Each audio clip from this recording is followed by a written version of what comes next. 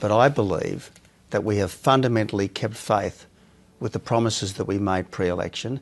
There is one fundamental message that we want to go out from this place to every nook and cranny of our country. There should be no new tax collection without an election.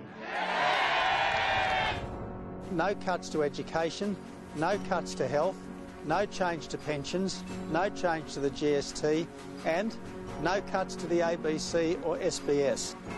We didn't say we wouldn't raise any taxes. What you'll get under us are tax cuts without new taxes. If we do win the election and we immediately say, we got it all wrong, we've now got to do all these different things, we will instantly be just as bad as the current government has been. Well, it is a tax increase. Yes, it is a tax increase. There will be no surprises, there will be no excuses. We will do what we've said we will do. But how can you do that when you don't really know the state of the books?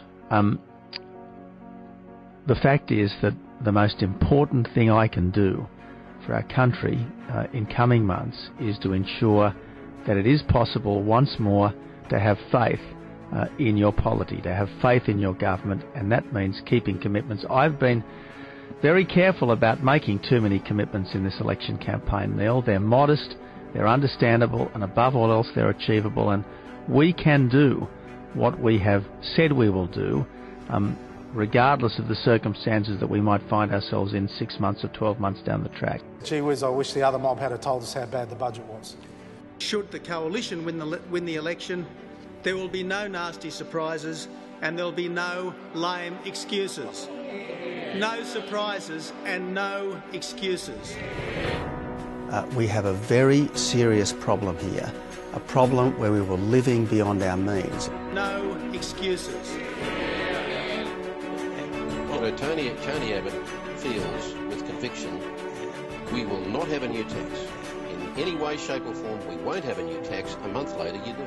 Well, you know, again, Kerry, I know politicians are going to be judged on everything they say, but sometimes in the heat of discussion you go a little bit further than you would if it was an absolutely calm, considered, prepared, scripted remark, which is one of the reasons why the statements that need to be taken absolutely as gospel truth is those carefully prepared, scripted remarks. The carbon tax will go, but no one's personal tax will go up, and no one's fortnightly pension or benefit will go down.